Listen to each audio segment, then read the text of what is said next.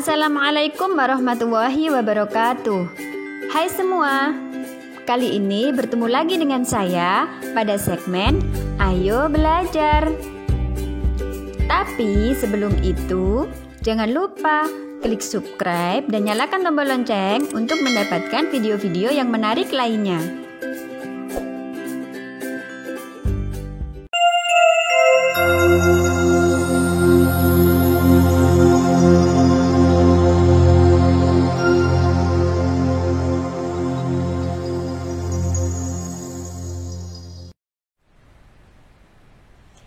Assalamualaikum warahmatullahi wabarakatuh. Selamat pagi anak-anak semua. Untuk anak kelas 11 IPA ya, khususnya kelas 11 IPA 1 dan IPA 2 kan belum pernah masuk ke kelas gitu ya. Nah, sekarang perkenalan dulu. Nama saya Sri Rahayu. Biasa dipanggil Biayu dan gak asing lagi, pasti kalian juga sudah pernah bertemu saya, cuman Biayu belum pernah masuk ke kelas gitu ya. Nah, nanti kita akan bertemu atau menemani kalian semua dalam pelajaran PKWU atau Prakarya dan Kewirausahaan ya.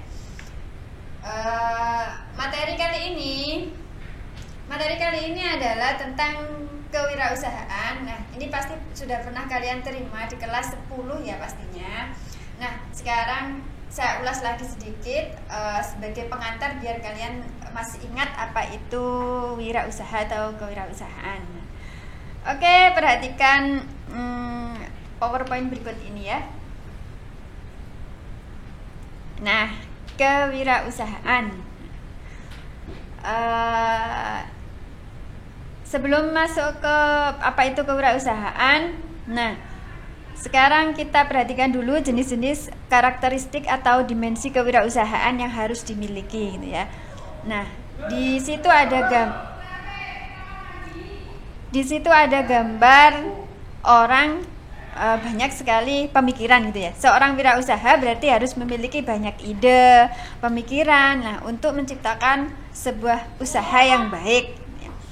Lalu kualitas dasar kewirausahaan itu apa? Yang pertama adalah daya pikir. Jadi seorang wirausaha harus memiliki daya pikir, diantaranya berpikir kreatif, inovatif, orisinal atau asli, dan berpikir positif. Nah, daya pikir yang harus dimiliki oleh seorang wirausaha adalah itu. Kemudian daya hati. Daya hati itu ada prakarsa tinggi, proaktif, harus berani mengambil resiko, berani berbeda, jadi harus berbeda dengan yang lainnya, jangan sampai ada yang sama gitu ya. Harus mengikuti perubahan, memiliki motivasi diri, semangat, dan maju yang sangat kuat. Tanggung jawab, gigih, tekun, dan lain sebagainya. Kemudian yang ketiga adalah daya fisik. Daya fisik itu apa saja?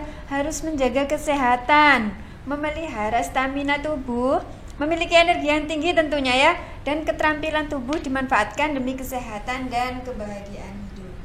Kemudian ada yang kedua adalah kualitas instrumental kewirausahaan. Instrumental kewirausahaan itu bagaimana? Jadi kemampuan seorang pengusaha terhadap disiplin ilmu baik akademis, manajemen perusahaan dan perekonomian, dan lingkungan hidup yang berkependudukan. Nah, harus ada dua itu ya karakteristik seorang wirausaha. Kemudian kita lanjutkan tentang pengertian kewirausahaan. Pasti kalian tidak asing ya dengan wirausaha. Nah, wirausaha itu pasti cenderung pada sebuah usaha, orang yang membuka sebuah usaha gitu ya. Seperti ditampilkan pada gambar itu ada wirausaha itu harus tumbuh dan menghasilkan gitu ya. Di situ gambarnya adalah uang ya. Jadi wirausaha itu harus tumbuh dan menghasilkan uang misalnya gitu ya. Terus ada yang kedua, gambar kedua itu adalah gambar sebuah usaha. Nah, itu kan ada seorang wirausaha yang memiliki karyawan, yang sedang mengerjakan pekerjaannya, itu pabrik itu ya. Nah, jadi wirausaha sendiri itu apa? Jadi kewirausahaan itu adalah sikap, jiwa, dan kemampuan untuk menciptakan sesuatu yang baru, yang sangat bernilai dan berguna bagi diri sendiri dan orang lain. Jadi sesuatu yang baru berarti ide baru. itu disebut kewirausahaan. Lanjutnya. Nah, di situ coba kalian perhatikan. Nah, perhatikan video-video berikut, ada wirausaha sukses dan ada wirausaha yang gagal, ya. Nanti coba kalian perhatikan, kemudian sebutkan faktor apa saja yang menyebabkan wirausaha itu sukses dan faktor apa saja yang menyebabkan usaha itu gagal, gitu ya, dari video tersebut. Yang pertama adalah wirausaha yang sukses dulu.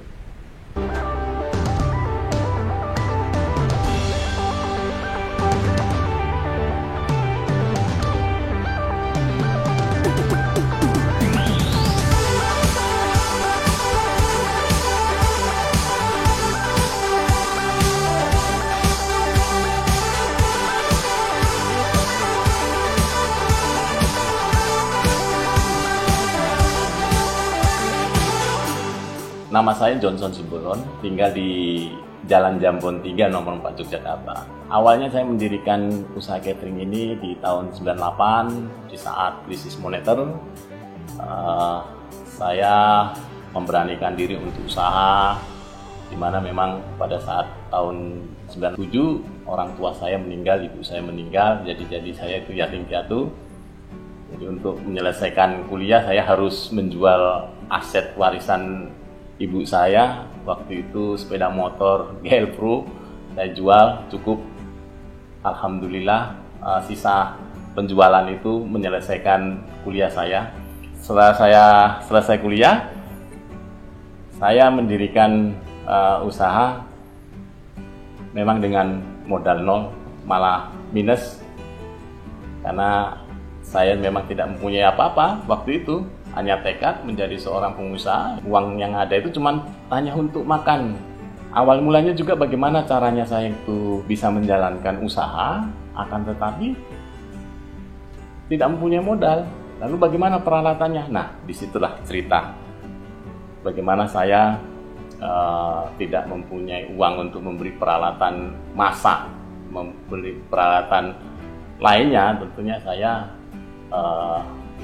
waktu itu meminjam atau menyewa ke peralatan dari RW, mulai dari peralatan-peralatan masak yang lain-lainnya, ada nilai sewanya di situ. Dan masaknya saya malah tidak ada tempat, saya masak di tritisan. Di tritisan, kalau di rumah itu ada tritisan, saya masaknya di situ. Kalau hujan ya bagaimana ya, saya harus sewa tenda. Saya ingat banget itu, sewa tenda itu 20.000 satu saya harus bayar. Zaman tahun 98, awal mulanya saya mendirikan usaha seperti itu. Lalu perkembangan seterusnya bagaimana sampai usaha Cita Catering ini seperti ini. Memang banyak tantangan-tantangan dalam perkembangan. Di sisi lain waktu itu kita hanya segmennya itu segmen kecil, dan kita juga punya trik untuk pemasaran. Kita harus eksis dan kita juga harus bisa menang dengan pesaing-pesaing kita yang pemain lama dan punya nama besar, punya modal besar, dan mereka mempunyai segalanya. Sedangkan kita itu, modal kita bisa dikatakan minus. Bagaimana bisa bersaing? Saya punya trik untuk marketing waktu itu untuk ke masyarakat umum. Saya harus bisa menjual harga yang murah, tetapi dengan kualitas yang cukup bagus. Kita mengejar margin profit yang kecil di masa itu dibandingkan dengan pesaing kita yang ada di sebelah. Lalu saya masukkan iklan di media cetak waktu itu, di media cetak ternama di Yogyakarta, dengan meminjam uang mertua saya waktu itu, berupa minjam uang 100.000. Saya harus iklan 1 bulan, dan 100.000 itu harus saya kembalikan karena bukan milik saya, karena waktu itu memang saya minjem ke mertua saya, calon mertua saya waktu itu, dan harus kembalikan. Alhamdulillah setelah iklan saya mendapatkan pekerjaan satu, lalu saya mendapatkan keuntungan, saya kembalikan. Dari situ terus usaha saya berkembang terus. Untuk perkembangan usaha saya tentunya banyak kendala dan kita sebagai seorang pengusaha memang terus harus kreatif, terus dinamis dan berkembang. Karena perkembangan yang ada seperti sekarang ini, apa yang kita sajikan ke customer itu belum tentu sama dengan waktu 5 atau 10 tahun yang lalu. Perkembangan ini kita terus mengikuti zaman dan dinamis, terutama di bidang sumber daya manusia tentunya. Suatu contoh saja kalau misalkan dengan persaingan yang ada semakin ketat seperti sekarang ini, ya kita harus bisa dinamis, mulai dari peralatan penyajian, ataupun dekor untuk cateringnya sendiri, ataupun jenis menunya sendiri, ataupun juga tentang sumber dayanya sendiri. Itu harus menyesuaikan dengan keadaan sekarang. Di lingkungan saya, waktu saya mendirikan catering itu cuma 1. Sekarang itu di lingkungan saya itu catering tumbuh menjadi 7. Artinya apakah itu menjadi pesaing kita? Tidak juga. Itu juga bisa menjadikan mitra kita, ataupun di situ di sisi lain kita ambil yang positifnya. Artinya yang positif seperti apa? Karena sudah tumbuh 7, berarti kita tidak diam untuk menang kepada yang 7 itu tadi lingkungan kita. Bagaimana caranya?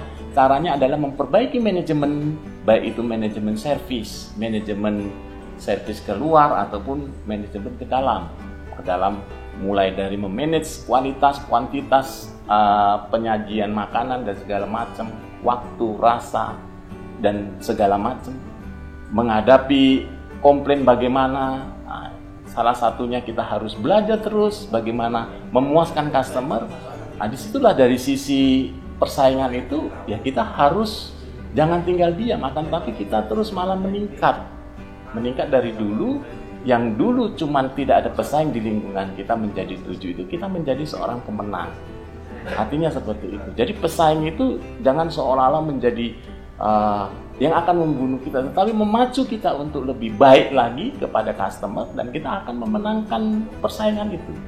Saya kira semua usaha, peluangnya itu sekarang itu sangat besar. Usaha yang lama juga belum tentu bisa mempertahankan usahanya. Usaha baru belum tentu dia akan dikalahkan oleh pengusaha-pengusaha lama. Nah, di sini peluang bagi anak muda, saya kira banyak peluang untuk menjadi seorang pengusaha, terutama di bidang kuliner. Kendala dari anak-anak muda itu akan terjerembab di permodalan tentunya. Harus diingat, bahwasanya modal yang terbesar dalam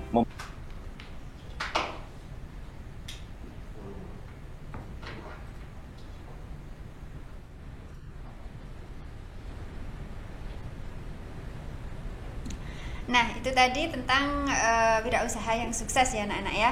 Kemudian kita perhatikan sekarang ada wirausaha yang gagal. Oke.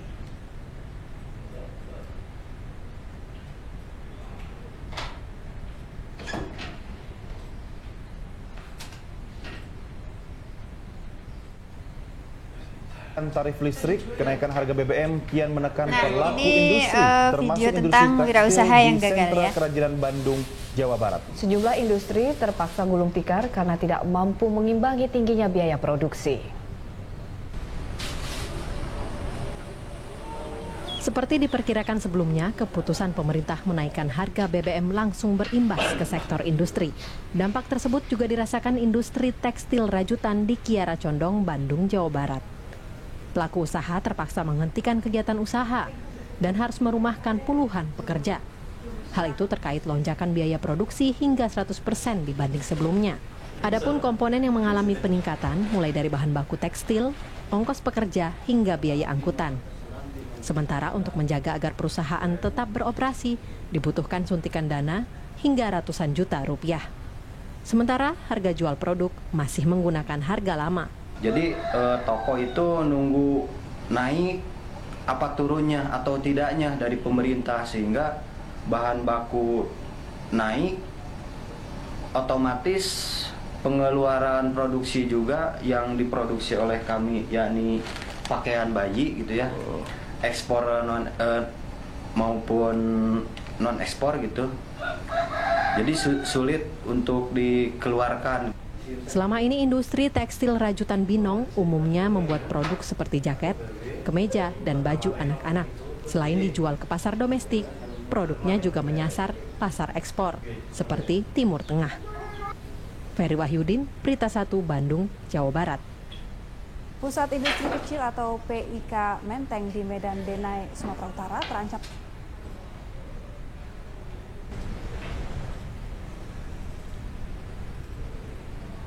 Oke, yang tadi adalah salah satu contoh dari wirausaha gagal ya. Sekarang coba perhatikan lagi, ada satu video lagi yang mengulas tentang wirausaha yang gagal ya.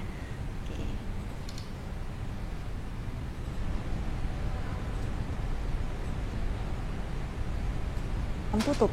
Puluhan pengrajin di tempat ini banyak yang gulung tikar akibat kehabisan modal. Sejak diresmikan tahun 1996 lalu, PIK Menteng diharapkan bisa menjadi lokasi untuk memberdayakan pelaku usaha kecil menengah di Kota Medan. Namun setelah 18 tahun berdiri, hampir sudah tidak ada lagi aktivitas pengrajin di lokasi ini. Tidak adanya modal menjadi alasan utama para pengrajin gulung tikar. Para pengrajin menilai pemerintah hanya melakukan pertemuan tanpa ada realisasi untuk membantu modal mereka.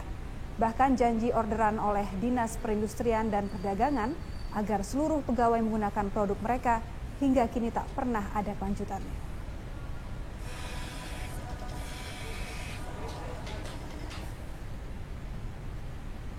Ditutup. Yang pertama sekali itu kurangnya permodalan. Tapi kalau banyak bersosialisasi, memang tetap diadakan orang Disperindak. Cuman lagi itu yang diadakan pelaksanaan di lapangan ya kan, misalnya kan bantuan permodalan, bantuan dari apa, maunya dibina semakin rupa, yang kurang kan gitu kan. Ya kondisinya gitulah, karena memang kami ini butuh bukan permodalan, peralatan yang butuh kami pemasaran.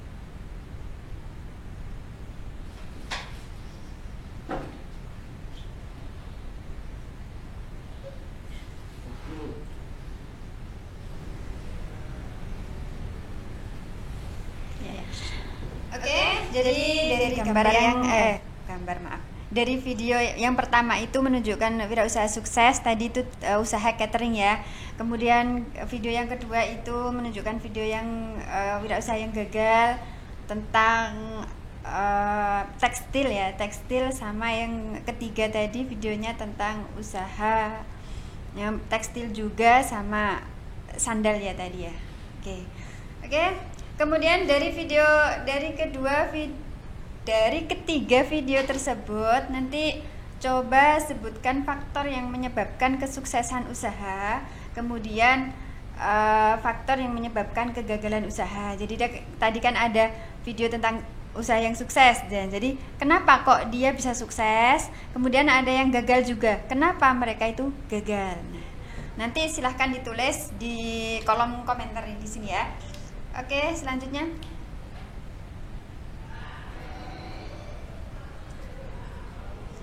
Nah, di sini ada ciri-ciri seorang wirausahawan ya. Jadi di sini, nah, yang pertama mempunyai kebutuhan untuk mencapai sesuatu. Jadi silahkan nanti dibaca sendiri. Ini ada sekitar 20 ciri-ciri seorang wirausahawan yang sukses tentunya ya, di sini. Nah, kemudian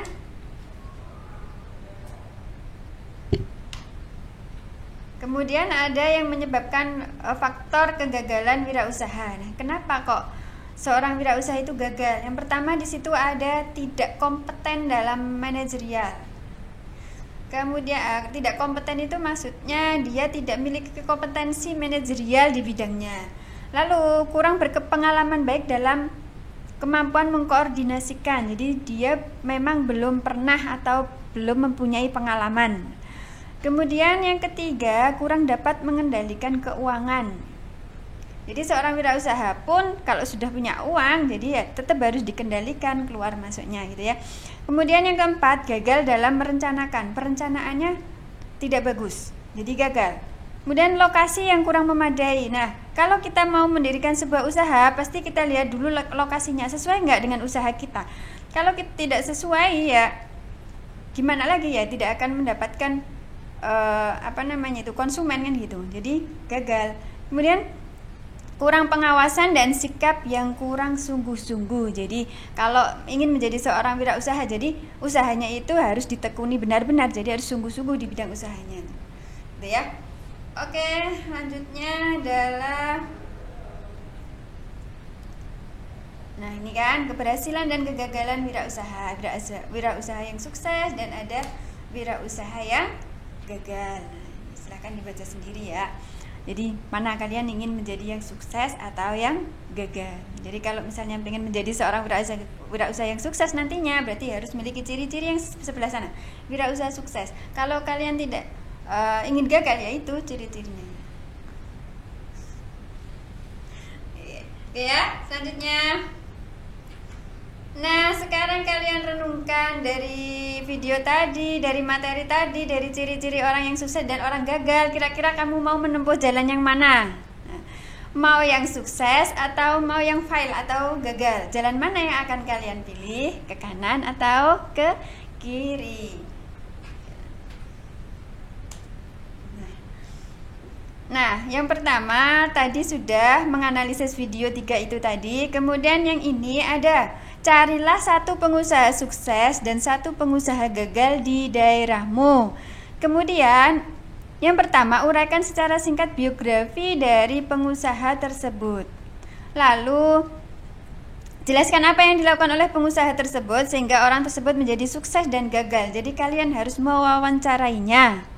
Ya, menanyakan kenapa kok bisa sukses Bapak, kenapa kok bisa gagal gitu ya. Jadi ada 2 ya, satunya pengusaha sukses dan satunya pengusaha gagal. Nah, kemudian buatlah laporan, boleh berupa PowerPoint atau boleh diketik dalam kertas HVS. Jadi kemudian nanti dikumpulkan atau diketik di bawah kolom komentar juga boleh, dan atau dikumpulkan di Google Classroom juga boleh. Nah,